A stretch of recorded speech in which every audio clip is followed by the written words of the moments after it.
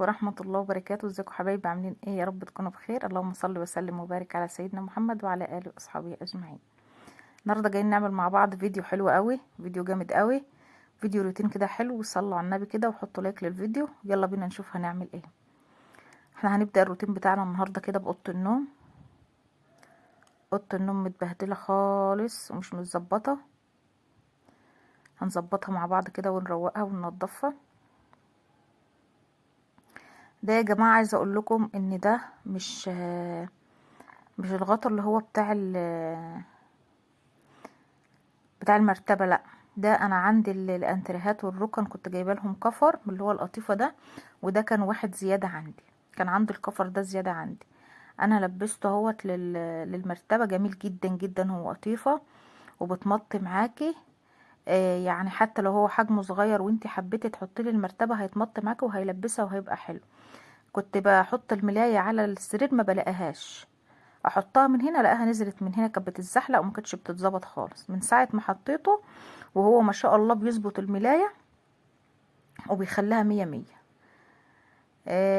طبعا فرشنا السرير اهوت، روقنا السرير كده ونفضناه وعدلنا الكفر وفرشنا طقم السرير. نفرش بقى المفرش بتاعنا ده، القطيفه ده، فرشنا المفرش اهو. بنلبس بقى الوش بتاع المخده، بيغيب شويه الوش بتاع المخده ده، بيضايقني اصلا في اللبس، بقعد بوديه من هنا يجيلي من هنا، منحبش خالص نلبس وش المخده. اهو لبسناه تم بحمد الله. خلاص كده فرشنا السرير وظبطناه. ادي السرير شكله بعد ما لبسناه. يلا بقى نشوف هنعمل ايه تاني. نخش على المطبخ. بصوا بقى البوتاجاز بتاعي عامل ازاي. بصوا، انا طبعا من بالليل مسكت البوتاجاز ده، كبيت عليه كرول كده، غرقته بالكرول ولميت العيون بحالها بتاعته وحطيتها نقعتها في الكرول. الكرول بوش كل السمار اللي بيبقى حوالين العيون ده واي دهونه واي حاجه باشن. جبت بقى سلكه حلوه كده، السلكه الناشفه دي بتاعه الحله، ومسكت البوتاجاز كده. بصوا السمار اللي بيطلع من قلب العيون من جوه.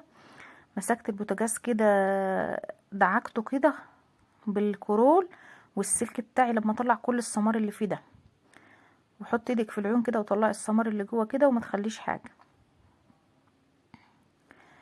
دعكت كل السمار اللي فيه ومسكته بالفوطه بتاعه المطبخ، نشفته كويس. وهناخده كمان غسله كده بالسلك والبريل برضو. كبيت عليه شويه بريل كده وبالسلك ودعكته كله لما خليته بيبرق وما عادش فيه حاجه خالص.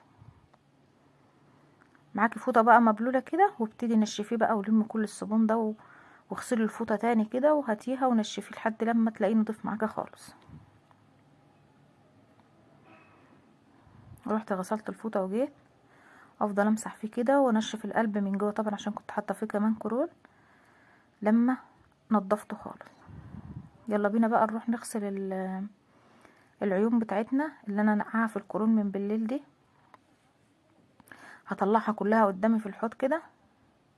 هغسل الفوطه ده الاول بتاعه المطبخ عشان اطلع عليها العيون. هفرشها فريحه كده وهطلع عليها العيون.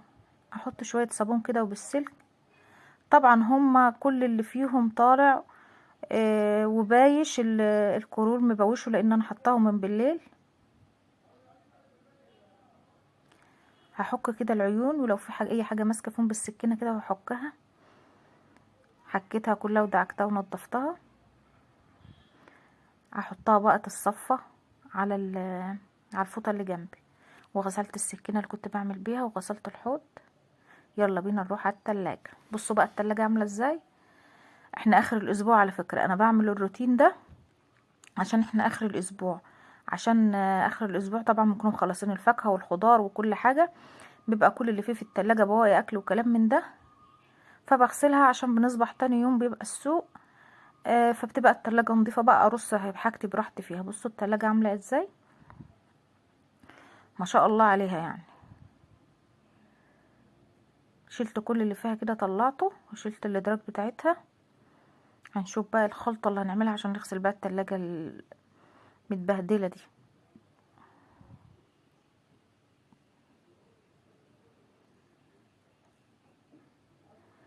معايا مية اهي، هحط عليها شوية بريل من بتاع الاطباق، واحط عليها شوية ربس من بتاع الهدوم، واحط عليها كوباية كرول وسلكة بقى من الخشنة، وهمسكها كده رشها كلها بالخلطة بتاعتي دي كده من فوق لتحت، وامسكها بقى بالسلكة ادعكها دعكة مظبوطة، وامسك اللرف بتاعتها برضو بنفس الخلطة وفي الحوض، وامسكهم ادعكهم كويس كده،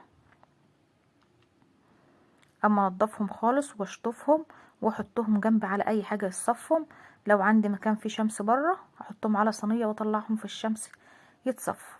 دورت الغسالة جنبي وحطيت فيها الغسيل عشان على ما اخلص انا الشغل بتاع البيت يكون الغسيل بتاعي خلص. تعالوا بقى نشوف التلاجة بعد ما غسلناها ونشفناها. بصوا انا سبتها حوالي نص ساعة على ما دورتها، مسكتها نشفتها كويس من فوق لتحت ورصيت فيها الرفوف بتاعتها زي ما انتوا شايفين. نجيب بقى الحاجات بتاعتنا نرصها فيها تاني. كل بقى اللي بقى عندنا بقى بيض وجبنة ولبن وكلام من ده. اما بقى ايه الخضار والكلام ده انا شطبت عليه وقلت فرصة بقى اغسلها وهي فاضية كده. خلاص كده خلصنا من التلاجة، ندخل بقى على الحمام. انا جبت جردل كده ملوش اي لازمة عندي، وحطيت نص مية وحطيت فيه كرول وحطيت فيه دوني من اللي هو المعطر، وحطيت فيه اريال، ومسكت برضه بمطبخ، ومسكت الحمام، وحطيت كمان ملح ليمون. ملح ليمون اهم حاجة، نحط ملح ليمون. ومسكت الحمام بالسلكة ودعكته كله من فوق لتحت، والبانيو والحوض والقعدة والحمام والجدران بتاعته كلها مسكتها دعكتها بالخلطة اللي انا قلت لكم عليها دي. وشغلت الخرطوم بتاع المية كده بقى، وانزل كل بقى الصابون وكل الحاجة دي، وامسك اغسلها كده كويس الحمام غسله كويسه كده، وبعدين انشفه بالمساحه بتاعتي.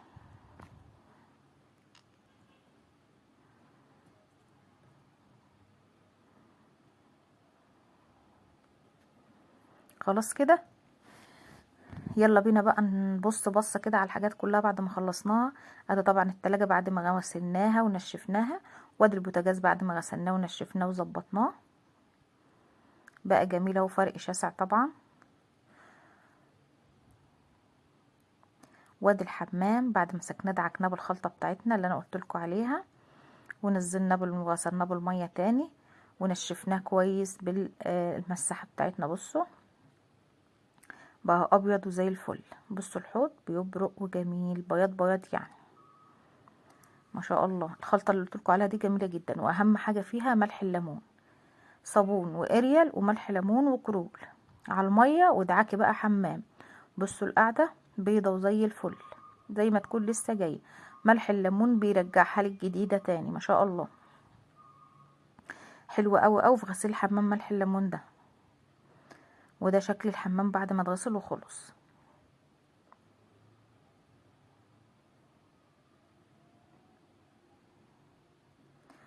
وادي شكل الاوضه بعد ما خلصناها طبعا ما شاء الله.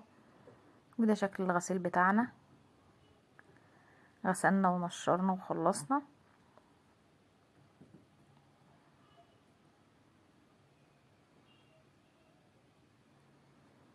وبكده يكون الفيديو بتاعنا خلص. اللي عجب الفيديو يحط لايك، واللي بيشوف قناتنا لاول مره يشترك فيها عشان يوصلكوا كل جديد من يستفيد مع بوسي.